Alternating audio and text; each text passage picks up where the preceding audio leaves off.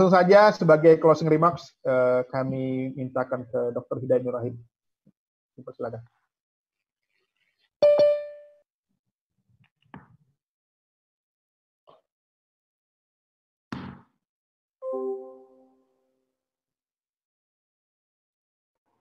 Oke. Baik, subhanallah, luar biasa, jazakumullah khairan kepada 4 narasumber kita. Kalau begini para pemuda dan generasi muda yang akan mengisi Indonesia ke depan, insya Allah kita bisa tenang nih, kita bisa nyaman nih, karena luar biasa para generasi muda kita sudah gelar akademinya sangat luar biasa, kemudian pun juga pengalaman-pengalaman sangat luar biasa, wawasannya juga sangat luar biasa, sekaligus juga sangat paham tentang sejarah dan amat sangat mencintai NKRI kita dan Indonesia kita. Tadi bahasanya Ustaz Dr. Irfan Shogibek yang sudah disepakati secara final itu tidak kita bicarakan lagi, sudah selesai. Sekarang masanya kita berfastabiqul khairat dan ta'awun, kata Dr. Ghani Anzar, untuk kemudian menghadirkan Islam yang rahmatan lil alamin di negeri Indonesia yang apakah dengan istilah NU Darul Assalam ataupun Darul Mithaq kata Kiai Haji Ma'ruf Amin, maupun juga Darul Al-Ahd wa Syahadah kata Muhammadiyah, dan itu semuanya adalah yang tadi sudah kita nikmati. Dan tokoh muda kita, Ketua Himpunan Dai Muda Indonesia, memberikan beragam perspektif yang juga sangat mendasar sekaligus juga bervisi ke depan yang sangat luar biasa, sangat baik. Jazakumullah khairan dan assalamualaikum warahmatullahi wabarakatuh. Alhamdulillahilladzi 'allama bil qalami 'allamal insana ma lam ya'lam. Alhamdulillahilladzi arsala rasulahu sayyidana Muhammadin khairul anam mu'alliman wa mubasyiran wa nadhira wa da'iyan ila Allahi bi'idzni wa sirajan munira. Amma ba'd. Saya menjadi amat sangat dimudahkan sudah karena begitu banyak hal yang sudah tersampaikan, dan sangat tepat panitia memilih 4 tokoh kita ini sesuai juga dengan nama daripada Indonesia atau Institut Indonesia yang akan memfokuskan pada kajian-kajian tentang keumatan dan kebangsaan. Dan karenanya seperti yang tadi disampaikan oleh Dr. Andi Anzar, tepat memang pemilihan tanggal 18 Agustus ini memang pastilah mempunyai makna kesejarahan dan makna yang sangat mendasar untuk kemudian bagaimana kita dalam konteks keumatan, dalam konteks kebangsaan, kemudian mengisi dan merealisasikan cita-cita Indonesia merdeka. 4 tokoh yang tadi ditampilkan mewakili tentang bagaimana komitmen keumatan, kebangsaan sekaligus hadir dalam konteks yang sudah sangat mensejarah. Dr. Kiai Haji Khalid Nafis dari latar NU, dan kita tahu bagaimana NU adalah organisasi yang sangat besar yang sangat berjasa untuk menghadirkan Indonesia merdeka, NKRI, dengan menjaganya sampai pada tingkat dikeluarkannya resolusi jihad pada tanggal 22 Oktober tahun 45. Dr. Andi Anzar, Ghani Anzar adalah dari tokoh pemuda Muhammadiyah, dan tadi sudah disampaikan bagaimana Muhammadiyah memberikan peran yang sangat luar biasa, beriringan dengan ormas-ormas yang lain, sampai pada tingkat kemudian kalau di NU dibuatlah resolusi jihad, maka di Muhammadiyah pada Mei 46 dikeluarkanlah amanat jihad, gitu ya, Dr. Anzar. Amanat jihad yang menggelurakan semangat jihad dari kalangan Muhammadiyah untuk membela Indonesia yang merdeka ini. Kemudian Dr. Shogibek tadi dari PUI juga menyampaikan tentang PUI juga adalah organisasi massa yang terlibat di BPUPK, gitu ya. Ada 2 tokohnya yang utama yang tadi telah disampaikan, Dr. Kiai Haji Abdul Halim dan Dr. Kiai Haji Anwar Sanusi, yang mereka kemudian bersama dengan ormas yang lain membahas di BPUPK menghadirkan Indonesia yang merdeka, dan nama Partai Persatuan Umat Islam sendiri adalah sebuah nama yang luar biasa. Dan kemudian Dr. Al-Murasyah, Dr. Insyaallah Al-Habib Idrus memberikan kepada kita bagaimana juga dari Ormas Al-Khairat yang berdiri tahun 1930 ternyata juga mempunyai peran yang sangat signifikan untuk kemudian mensosialisasikan tentang Indonesia merdeka ini di Indonesia Timur dan bahkan beliau dengan kekhasan orang Arabnya, para habaibnya, menyikapi dengan syair dan bersyair, dan kemudian mensosialisasikan, dan jadilah Indonesia diterima di Indonesia Timur dengan sangat baik. Di sini ada peran ormas-ormas Islam, di sini ada peran partai-partai Islam sekaligus, karena mereka juga semuanya adalah tokoh-tokoh yang aktif dalam kegiatan berpolitik melalui beragam jalur yang mereka miliki. Karenanya saya ingin tegaskan bahwa peran-peran ini seringkali dibingkai dengan satu ungkapan, yaitu jas merah. Jangan sekali-kali melupakan sejarah. Saya sering sampaikan, itu betul, tapi seringkali sambil mengatakan jas merah, dilupakanlah jasanya para ulama. Dilupakanlah jasanya para umarok. Dilupakanlah jasanya umat. Karenanya saya mempopulerkan istilah yang sudah dipopulerkan di NU, di beberapa di pesantren di NU, di beberapa tokoh NU sudah mensosialisasikan istilah jas hijau. Jangan sekali-kali hilangkan jasa ulama. Tetapi mohon maaf sekali, di kalangan NU, jas hijau itu diartikan ya para ulama dalam konteks NU, dan atau para ulama dalam konteks ulama yang artinya adalah U itu hanya ulama saja.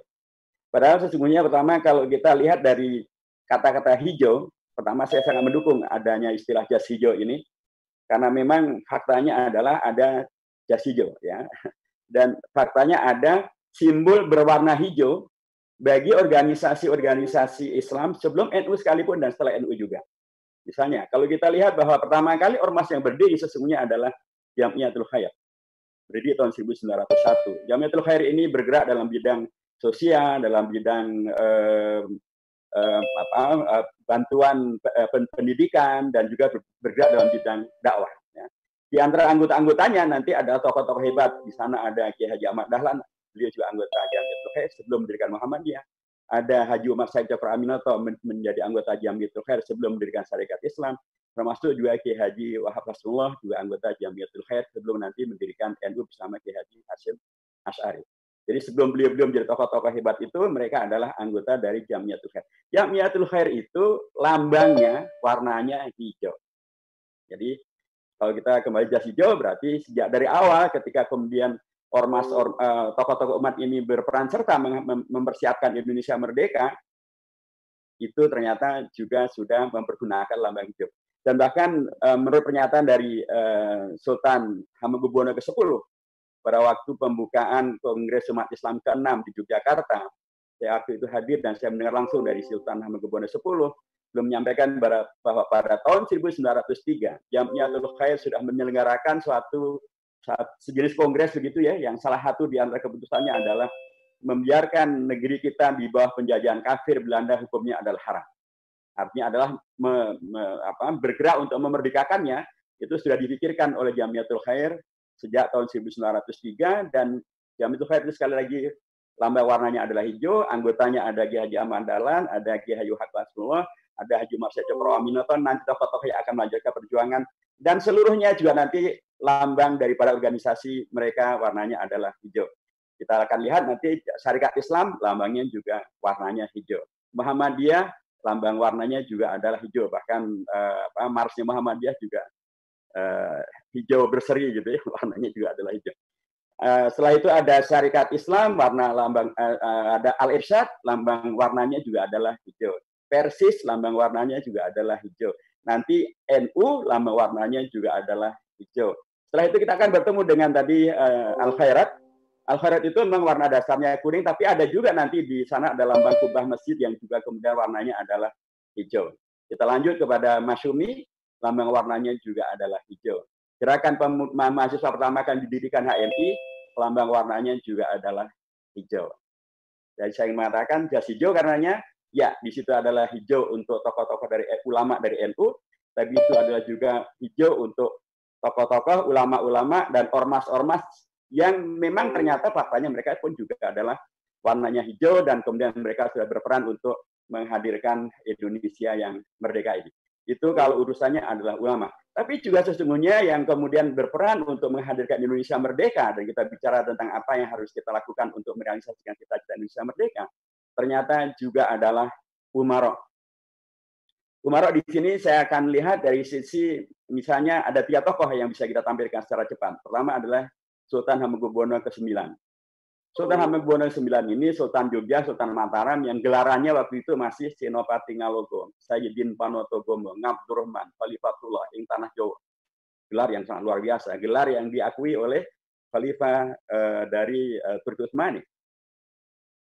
Beliau dalam posisi semacam ini, beliau rela untuk bahkan menyelamatkan Indonesia untuk berpindah ibu kotanya dari Jakarta ke Yogyakarta pada awal Januari 46 untuk diselamatkanlah Indonesia yang baru merdeka itu, dan bahkan beliau kemudian rela bergabung dengan Indonesia tanpa perang, tanpa apapun ya, bergabung dengan NKRI dan menyerahkan kedaulatannya dalam tanda kutip gitu ya, kepada Indonesia. Dan bahkan bukan hanya itu saja, beliau menyumbangkan uang senilai sekitar kalau bahasa rupiah kita sekarang sekitar 6 juta gulden, sekitar 600-an miliar rupiah. Cash. Dan diberikan emasnya pun juga diberikan kepada Indonesia agar pemerintah Indonesia bisa mencetak uang Republik Indonesia dan bisa menggaji para pejabat di Indonesia. Seorang sultan, dia menyerahkan kedaulatannya dan bahkan membantu agar Indonesia bisa eksis dan bisa selamat. Seorang Umarok. Ada lagi Sultan Syarif Al-Qadri yang tadi disebutkan oleh Akhil Habib, Dr. Idrus bin Saleh. Syarif Al-Qadri yang menciptakan lambang negara Garuda Pancasila yang ditetapkan dalam Undang-Undang Dasar Negara Indonesia tahun 45 pasal 36A diciptakan oleh seorang syarif. Oleh seorang syarif, dan beliau adalah bukan syarif biasa, beliau adalah seorang sultan. Beliau adalah sultan Kesultanan Pontianak di Sultan yang ke-7, dan beliau rela menyerahkan kesultanan yang diwarisi dari bapak dan kakek-kakeknya itu diserahkan ke Indonesia, bergabung dengan Indonesia, menjadikan Indonesia sebagai negara yang merdeka. Dan bukan hanya itu saja, beliau juga menyumbangkan tidak kurang dari 300 meriam dan persenjataan perang untuk mempertahankan Indonesia merdeka. Di Sumatera ada lagi seorang sultan yang syarif juga, namanya Sultan Syarif Qasim kedua, sultan dari Kesultanan Siak Indrapura. Dan nama beliau sekarang menjadi nama dari pelabuhan udara internasional di Pekanbaru, Syarif Qasim kedua. Beliau rela untuk bergabung dengan Indonesia tanpa diminta, tanpa dipaksa, apalagi diperangi. Beliau bergabung dengan Indonesia supaya Indonesia kokoh dan kuat, dan beliau menyumbang untuk Indonesia. Jumlahnya luar biasa besar, yaitu sekitar 13 juta gulden, sekitar 1, sekian triliun rupiah. Jadi di situ karenanya adalah ulama ya, tapi juga umarok. Karena kalau tadi kita baca dari yang disampaikan rekan-rekan, perjuangan ini selain melalui kegiatan keumatan, melalui keormasan, tapi juga penting juga untuk melalui jalur politik, termasuk jalur kekuasaan yang real sudah dimiliki, yaitu para sultan itu yang kemudian diberikan untuk hadirnya Indonesia yang eksis ini. Kalau yang lain adalah umat. Umat bergerak, ya tadi jelas bahwa ketika umat kemudian menyambut seruan resolusi jihad maupun amanat jihad, dan mereka bergelora dan kemudian bergerilya bersama dengan para ulama dan bersama para umarok, umat bergerak. Jadi jas hijau adalah jangan sekali-kali hilangkan jasanya ulama, umarok, dan juga umat. Umarok, ulama, umat bersama dengan sejarah Indonesia, inilah yang kemudian membentuk Indonesia yang dicita-citakan. Ya, saya menyampaikan bahwa sekarang ini kita sebenarnya mengenal 3 kali perubahan orde. Dari pertama adalah munculnya dari orde lama. Orde lama muncul, kemudian diganti ke orde baru. Pergantian dari orde lama ke orde baru itu memunculkan yang disebut dengan tritura, 3 tuntutan rakyat. 3 tuntutan itu terkait dengan hal yang praksis dan menjadi tantangan waktu itu. Pertama adalah bubarkan PKI, tuntutan rakyatnya begitu, dan kemudian PKI dibubarkan melalui TAP MPRS nomor 25 tahun 66. Kalau ada yang ingin mengembalikan berarti mereka berhadapan dengan 3 tuntutan rakyat. Yang kedua adalah untuk membubarkan kabinet. Yang ketiga adalah untuk menurunkan harga-harga. Itulah yang terjadi pada waktu itu, dan kemudian terlaksana dengan cita-cita itu terlaksana dengan munculnya Orde Baru. Orde Baru kemudian tumbang dan kemudian muncullah Orde Reformasi. Orde Reformasi cita-citanya adalah merealisasikan 6 tuntutan reformasi.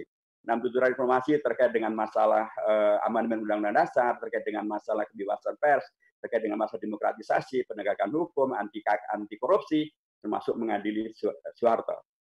Sebagian besarnya terrealisasikan, sekalipun kemudian belakangan menjadi banyak hal yang layak untuk kemudian tetap kita kritisi. Nah, itu dua cita-cita yang hadir menjawab tantangan yang ada pada masanya.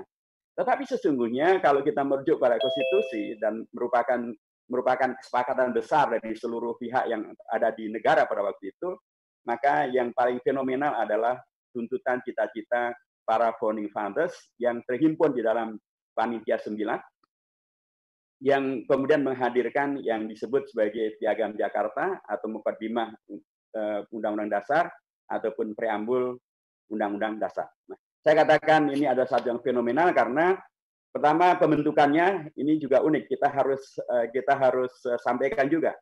Tadinya itu yang disepakati oleh BPUPK adalah bukan Panitia 9, tapi Panitia 8. Dalam Panitia 8 itu ketuanya Bung Karno, anggotanya ada 8 orang, menghadirkan masalah karena memunculkan representasi yang tidak adil. Karena umat Islam hanya diwakili oleh 2, sementara yang 6 dari kalangan bukan umat Islam. Tampillah Bung Karno. Bung Karno mengkoreksi ini dan kemudian atas inisiatifnya dirubahlah dari Panitia 8 menjadi Panitia 9. Bukan hanya namanya yang dirubah, tapi orang-orangnya pun juga dirubah dengan representasi yang adil. Kalau dengan Panitia 9 itu hadirlah keadilan itu. Ya, jadi ada 4 dari tokoh dari kalangan nasionalis yang tidak terkait langsung dengan organisasi keagamaan. Di situ ada Bung Karno, ada Bung Hatta, ada Mr. Muhammad Yamin, ada Mr. Ahmad Subarjo, dan 1 dari kalangan nasionalis yang berafiliasi atau beragama Kristiani, itulah Mr. Maramis, dan 4 dari kalangan umat Islam, nasionalis Muslim atau nasionalis yang terkait dengan organisasi keislaman. 2 dari Ormas Islam, yaitu 1 dari Muhammadiyah, Kiai Haji Kahar Mudakir, 1 dari NU Kiai Haji Wahid Hashim, 1 itu yang dari Ormas Islam, 2 dari Partai Islam, yaitu 1 dari Partai Syarikat Islam Haji Agus Salim, dan 1 dari Partai Syarikat Islam Haji Abdigus Noah Cokrosioso, dan 1 dari Partai Penyadar yaitu Haji Agus Salim. Jadi 9 nama ini representatif betul. Jadi latar organisasinya terwakili semuanya, latar agama terwakili, latar belakang daerah terwakili, latar belakang pendidikan pun juga terwakili. Ada yang pendidikan dalam negeri, ada yang luar negeri, ada yang insinyur, ada yang dokter Andes, ada yang Mr. Indirekten, ada yang Kiai tamatan Al-Azhar, Kiai Haji Kahar Mudakir, ada Kiai tamatan dari pesantren di Indonesia, Kiai Haji Wahid Hashim, dan begitu seterusnya. Jadi terwakilah itu semuanya. 9 tokoh ini menghadirkan kesepakatan yang disebut sebagai gentleman agreement, itulah Piagam Jakarta, pembukaan Undang-Undang Dasar yang tadinya diharapkan itu akan menjadi dokumen yang akan dibacakan pada saat Indonesia akan dimerdekakan. Itulah cita-cita Indonesia merdeka. Nah, tadi Dr. Khalil Nafis sudah menyampaikan, saya ingin ulas agak lebih panjang sedikit. Di situ sesungguhnya terrangkumkan 5 kumpulan besar daripada cita-cita Indonesia merdeka. Yang pertama adalah menegaskan keberpihakan Indonesia untuk menolak segala bentuk kezaliman yang bernama penjajahan dan mendukung segala bentuk upaya menghadirkan keadilan yang bernama kemerdekaan. Itu di alinea pertama. Jadi cita-cita kita Indonesia ini bukan untuk menjadi negara yang remeh-temeh, bukan untuk menjadi negara yang hanya pelengkap penderita yang kemudian membiarkan terus terjadinya kezaliman, termasuk kezaliman Israel yang masih terus berlaku sampai hari dan terus berkelanjutan. Dan karenanya saya sangat mendukung sikap Bu Menteri yang menegaskan, Bu Menteri Luar Negeri yang menegaskan bahwa sikap Indonesia adalah bersama dengan masyarakat internasional yang menolak sikap-sikap yang bertentangan dengan prinsip-prinsip yang disepakati di PBB, termasuk aneksasi yang dilakukan Israel sekarang ini. Dan dulu ada pernyataan Bung Karno yang sangat luar biasa. Saya sering dikritisi oleh beberapa tokoh, Pak Hidayat, bagaimana kan di beberapa negara Timur Tengah sudah buka hubungan dengan Israel, kenapa kita tidak bikin? Saya bilang kita ini bangsa Indonesia pernah punya pemimpin namanya Bung Karno. Bung Karno pernah mengatakan, selama Israel menjajah Palestina, maka selama itu juga Israel adalah penjajah.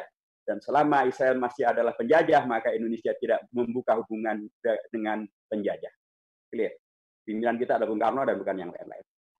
Jadi itu yang pertama. Yang kedua, cita-cita Indonesia merdeka itu adalah untuk menghadirkan kemerdekaan yang membawa kepada persatuan bangsa, kedaulatan bangsa, keadilan dan kemakmuran bagi semuanya. Itu di alinea kedua dari pembukaan Undang-Undang Dasar.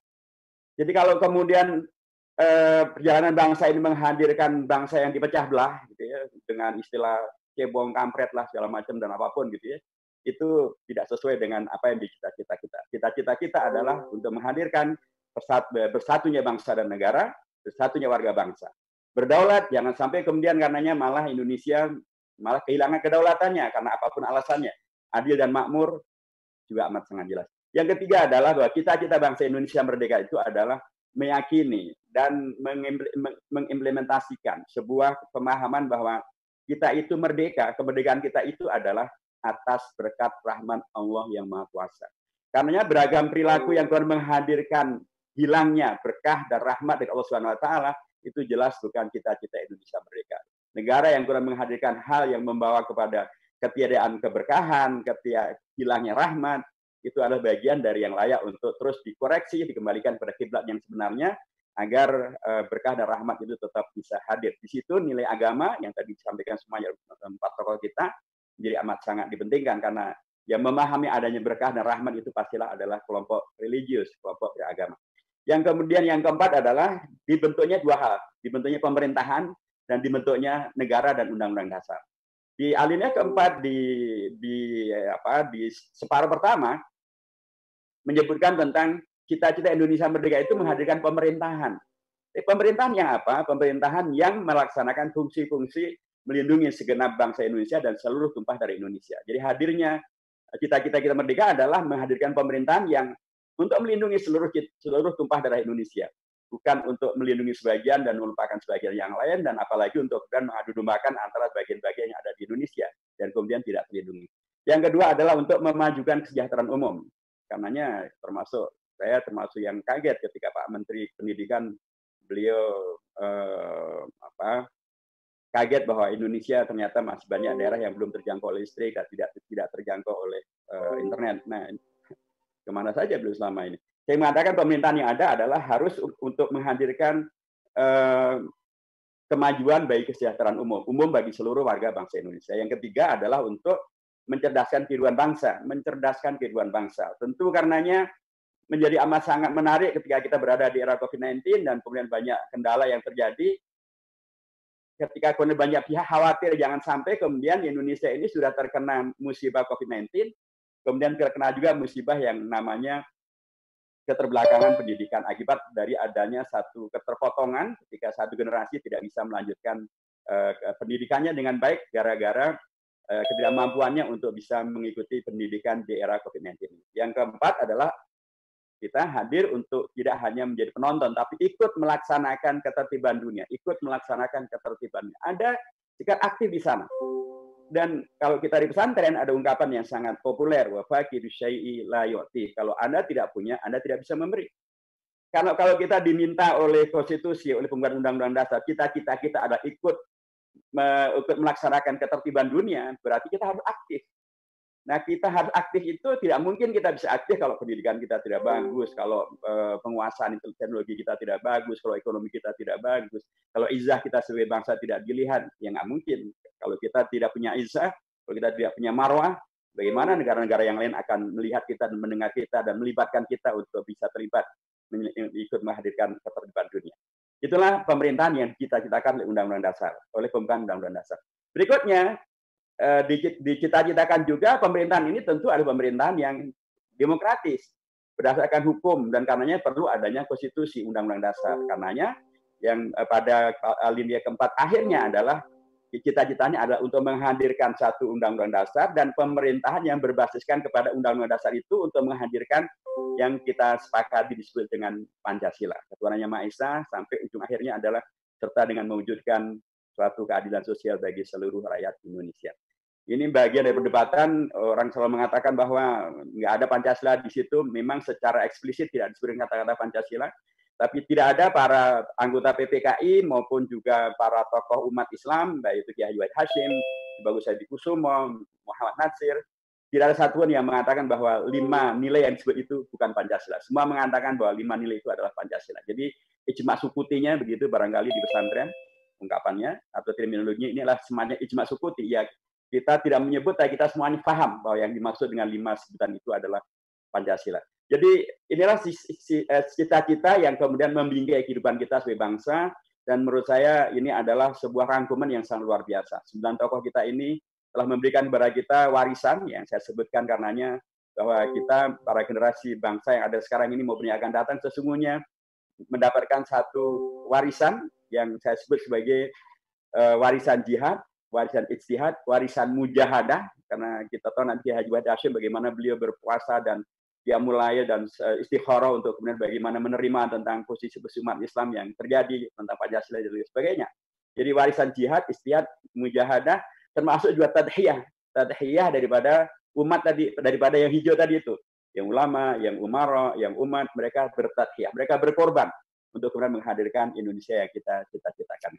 Bila demikian halnya jamaah sekalian dirahmati Allah Subhanahu wa taala, maka menjadi jelas bahwa cita-cita kita menjadi jelas, sejarah tentang bagaimana relasi antara keumatan, kebangsaan, keumatan dalam konteks kesultanan, keulamaan, kepartean, keormasan, dan gerakan kebersamaannya itu menjadi amat sangat gamblang dan amat sangat jelas. Cita-cita kita bernegara juga sangat jelas, bukan sekedar jawaban yang sesaat gitu ya, Tritura, 6 tutur reformasi, tapi jawaban yang sangat mendasar dan sangat aktual, dan karenanya wajar bila MPR pada posisi di mana masih menjadi lembaga tertinggi negara, pada waktu itu dipimpin oleh Profesor Dr. Amin Rais pada tahun 2004, kemudian melaksanakan tuntutan reformasi, melakukan amandemen terhadap Undang-Undang Dasar. Banyak sekali pasal yang dirubah, ayat dan babnya banyak sekali yang dirubah, tetapi disepakati 2 hal yang tidak dirubah. Satu adalah pembukaan Undang-Undang Dasar, dan dalam pembukaan Undang-Undang Dasar itu ada cita-cita Indonesia merdeka, termasuk juga ada Pancasila yang tadi saya sebutkan. Dan yang kedua adalah tentang bentuk negara kesatuan Republik Indonesia. Karena bagaimana kita kemudian bisa merealisasikan ini, Institut Indonesia sudah memulainya bersama dengan yang lain yang sudah terus memulai, yaitu kita bagaimana seluruh komponen bangsa ini dengan latar belakang yang beragam-ragam bisa terus-menerus bersilaturahim, kemudian menjadi silatul ilmi, menjadi silatul amali, merajut kepedulian kita, kesamaan kita sebagai umat, sebagai bangsa, bahwa kita semuanya adalah satu umat, satu ukhuwah, baik itu dan dalam konteks kita pastilah ukhuwah Islamiyah dan ukhuwah imaniyah menjadi amat sangat mendasar.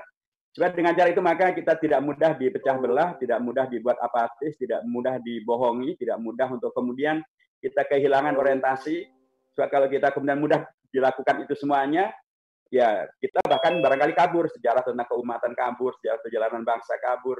Kalau kita sudah kabur dengan itu semuanya, terjadi disorientasi, dan kalau itu terjadi, maka kita tidak bisa kemudian bisa melanjutkan perjuangan dan atau menjaga warisan yang telah mereka hadirkan.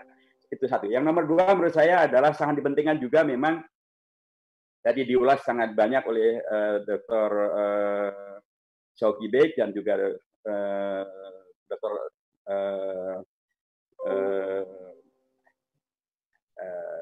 Hadi Azhar, gitu ya. Salah satu di antaranya adalah bahwa penting betul bagaimana peran keumatan dalam konteks keormasan, tapi kemudian dia menyambung dengan peran serta mereka dalam konteks kebangsaan yang praksis. Dalam konteks ini adalah melalui partai politik, melalui DPR, melalui negara, melalui eksekutif, termasuk juga melalui yudikatif. Ruang-ruang itu penting diisi oleh umat atau oleh generasi muda umat, oleh anak-anak muda umat yang paham betul tentang sejarah semacam ini, supaya mereka kemudian bisa terus menghadirkan Indonesia yang sesuai dengan cita-cita para founding fathers, para panitia 9 itu. Mereka-mereka yang kemudian sudah mewariskan, dan kemudian nilai-nilai ini penting untuk dijaga, supaya kemudian ketika dilaksanakan oleh negara, maka negara tidak melaksanakan dengan cara yang tidak tepat. Ketika DPR membuat undang-undang, maka undang-undang yang dibuat juga adalah undang-undang yang tepat. Dan itu semuanya baru bisa akan dilakukan kalau orang-orangnya adalah orang-orang yang tepat. The man behind the gun, kata Pak Daniel Anzar, gitu, karena beliau di Kementerian Pertahanan.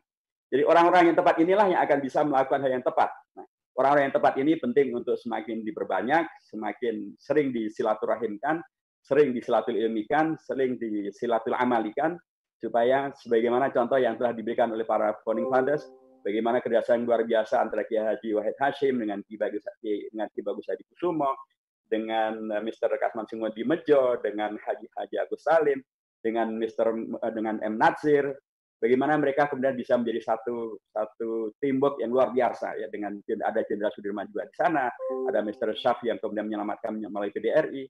Itu adalah sebuah warisan yang penting untuk terus kita internalisasi sehingga antara keumatan kita, kebangsaan kita mengisi kemerdekaan dan merealisasikan cita-cita Indonesia merdeka selalu bisa disegarkan, selalu bisa direkati, selalu bisa direalisasikan ketika kita mempunyai SDM yang banyak dengan kualifikasi yang unggul yang bisa melaksanakan ini semuanya.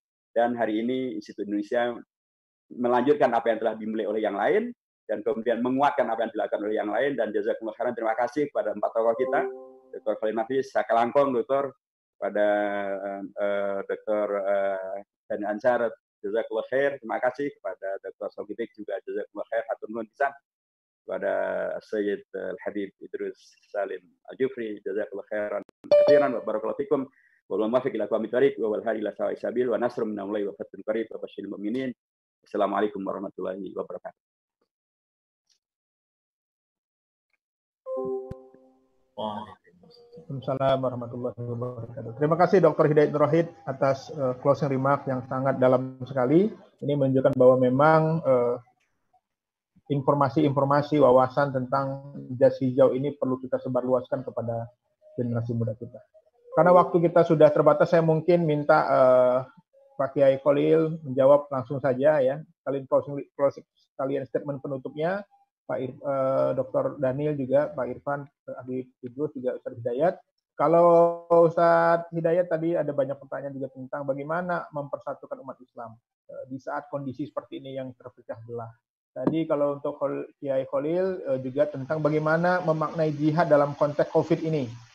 Kemudian untuk Bang Irfan juga, untuk Bang Daniel juga tentang peran Muhammadiyah ke depan dalam tanah air ya, peran serta sosial masyarakat kemuhamadiyahan. Kemudian juga untuk Dr. Irfan tentang bagaimana menghadapi atau menyikapi negara yang suka berhutang. Ini cukup dalam juga. Kemudian tentang kepada Habib Idrus tentang bagaimana sebutan kardun ini. Siapa sih yang punya kerja ini sehingga mendiskreditkan kadal gurun ya, yang sering ramai dikampanyekan oleh segelintir orang.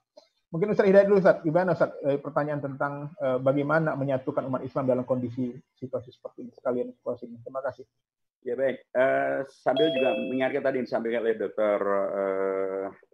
Khalil Nafis, ya beliau mengingat tentang IAIN gitu ya Dokter ya.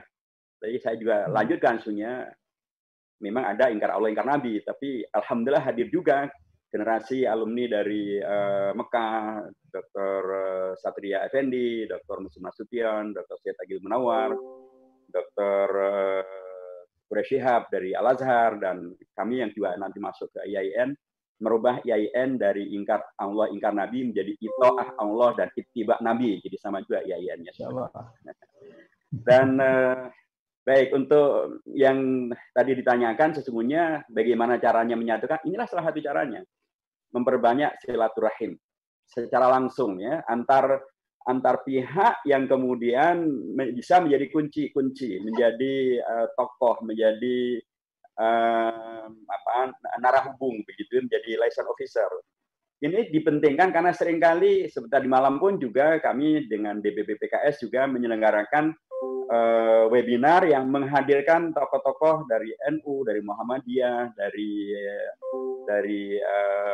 Majelis Ulama Ormat Islam, dari DDI, dari TA 212, bahkan dari Permabudi, dari Buddha, dari PGI, dari kalangan Protestan, dari kalangan Katolik, KWI, kami undang semuanya, dan ternyata mereka sepakat bahwa diperlukan semakin banyak sarana-sarana dan peristiwa-peristiwa yang memungkinkan kita bisa bertemu, saling bertemu. Karena ternyata banyak hal yang terjadi adalah karena salah informasi, kurang informasi, salah paham, sehingga memunculkan paham yang salah. Jadi menurut saya salah satu caranya adalah perbanyaklah silaturahim, memperbanyak silaturahim, memperbanyak kesempatan bersilaturahim, memperbanyak sarana bersilaturahim, dan itu bisa akan terjadi ketika sekali lagi memang kalau akidah kita juga bersih ya, kalau hati kita bersih, kalau akhlak kita baik, kita pasti akan kemudian tidak melihat yang lain sebagai musuh atau sebagai hal yang kita suudoni, harus kita curigai, dan kemudian karenanya kita nggak bisa ketemu. Tapi kalau kita melihat bahwa beliau adalah Muslim akhul Muslim, kalau kita melihat yang lain itu adalah saudara kita juga, maka kita akan mudah untuk bersilaturahim, termasuk bertabayun, meminta klarifikasi, meminta informasi sebenarnya, kalau apa ini benar atau itu salah. Keberanian untuk bertabayun dan keberanian untuk memberikan informasi yang benar dan kemudian mengikuti kebenaran atas informasi yang benar itu, saya kira salah satu yang dipentingkan karena cara efektif untuk memecah belah umat adalah dengan mengadu domba, mengadu jangkrik, pada kita bukan domba dan bukan jangkrik, dengan menyebarkan informasi yang disinformasi, dengan menyebarkan informasi yang hoax, dan sekarang sangat mudah orang bikin hoax, menisbatkan kepada seorang tokoh padahal ternyata tidak, gitu ya. Saya mengatakan sekali lagi, penting betul untuk bahasanya Agim, menjaga hati kita agar tetap selalu dalam posisi yang bersih, yang bisa menerima kebaikan dan kebenaran melalui umat. Penting betul untuk diajak untuk semakin banyak berzikir, semakin banyak sholat, amal yang sunnah, berbanyak tadabbur Al-Quran, tilawah Al-Quran sendiri, dan tadi kemudian memperbanyak silaturahim. Kita punya pikiran banyak wawasan dan informasi, ketika kemudian kita melihat ada satu yang sepertinya tidak tepat, kita silaturahim, kita tabayunkan. Nah, kalau kita mempunyai semangat semacam ini, maka banyak hal secara individu maupun secara organisasional bisa kita atasi. Satu. Nomor dua, penting juga untuk menjadikan ada semacam sesuatu yang buat kita berfasad bil khairat. Kemudian orang mengatakan sebagai semacam common enemy. Dan yang itu haruslah bukan umat yang dijadikan common enemy. Sesama umat bukanlah musuh. Hanya beda ormas, beda latar belakang pendidikan, latar belakang profesi, latar belakang keahlian, latar belakang politik. Tidak boleh menjadikan umat ini jadi seolah-olah semuanya adalah saling bermusuhan. Musuh kita adalah ya, kemungkaran, musuh kita adalah kemaksiatan, musuh kita adalah kemusyrikan, musuh kita adalah PKI, komunisme, COVID-19. Itulah musuh kita semuanya. Nah, kalau kemudian umat itu mempunyai hal yang bisa menjadi menghadirkan fastabul khairat, maka akan membuat umat itu semakin terbiasa untuk berta'awun, terbiasa untuk bersilaturahim, terbiasa untuk saling menghormati, terbiasa untuk kemudian saling menguatkan. Ini juga menurut saya sangat dipentingkan. Yang ketiga, yang terakhir menurut saya, tetap saja umat kita sering disebut dalam konteks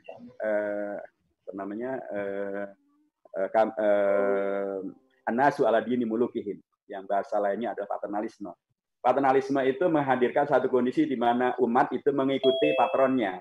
Ar-ra'iyatu ala dini mulukihim. Jadi kalau para raja itu, para pemimpin itu mempunyai beragama yang kemudian positif, bagus, rakyat akan mengikuti, umat akan mengikuti. Tapi kalau para pemimpin kemudian beragama yang dalam tanda kutip memecah belah, yang menyebar fitnah, yang kemudian tidak peduli dengan umat, yang kemudian berpihak pada kepentingan yang justru merugikan pada kepentingan umat, ya umat pun juga akan ikut-ikutan. Jadi karenanya penting betul keteladanan dari seluruh yang kemudian dirujuk oleh umat, baik itu kalau konteks keormasan, kepartaian, kenegaraan, termasuk juga kepesantrenan, ya. Seluruh pihak yang kemudian disebut oleh umat sebagai rujukan, sebagai muluk, sebagai patron, itu betul-betul penting untuk menjadi teladan, menghadirkan berislam yang berubah dari wal asri innal insana lafi khusr, berubah menjadi illal ladzina amanu wa amilus sholihat wa tawassaw bil haqq wa tawassaw bis sabr. Al-qudwah dari mereka semuanya adalah menjadi amat sangat dipentingkan, karena itulah yang juga disyariahkan oleh Allah, disunahkan oleh Rasulullah, hadirnya keteladanan Nabi besar Muhammad SAW, itulah yang kemudian pun juga menghadirkan kekuatan yang luar biasa, umat yang tadinya bercerai-berai dari latar belakang yang berbeda-beda menjadi menyatu, dan bahkan mengalahkan pihak yang tadinya begitu luar biasa berlaku zalim, mengusir, dan bahkan melakukan tindakan-tindakan yang sangat tidak bisa diterima oleh akal sehat. Rasulullah adalah teladan, dan keteladanan beliau bukanlah hanya untuk dijadikan dongeng, tapi keteladanan beliau adalah sebuah sunnah, sebuah ajaran, sebuah perintah bahkan yang sangat seharusnya menjadi upaya yang harus dilakukan oleh seluruh pimpinan dari latar belakang apapun untuk menjadi keteladanan, dan keteladanan itu layak untuk kemudian diukhuwahkan menjadi keteladanan bersama, dan kemudian bisa menghadirkan umat yang meneladani secara bersama. Dengan cara itu maka semakin sempitlah kemungkinan untuk memecah belah, semakin kecillah kemungkinan untuk mengadu domba, semakin bisa teratasi beragam masalah yang ada, umat bisa menyatu, dan kalau umat itu menyatu, yang akan terjadi adalah Indonesia merdeka. Seperti dulu umat menyatu, Indonesia merdeka. Umat menyatu, Indonesia terkoreksi kembali menjadi NKRI. Umat menyatu, PKI berontak tahun 48 dan 65 bisa digagalkan. Begitulah kalau umat menyatu. Dan karenanya Jadi amat sangat dipentingkan langkah-langkah yang tadi sebagian sudah disampaikan dan yang disampaikan oleh yang lain. Mudah-mudahan ada manfaat. Barakallahu fikum.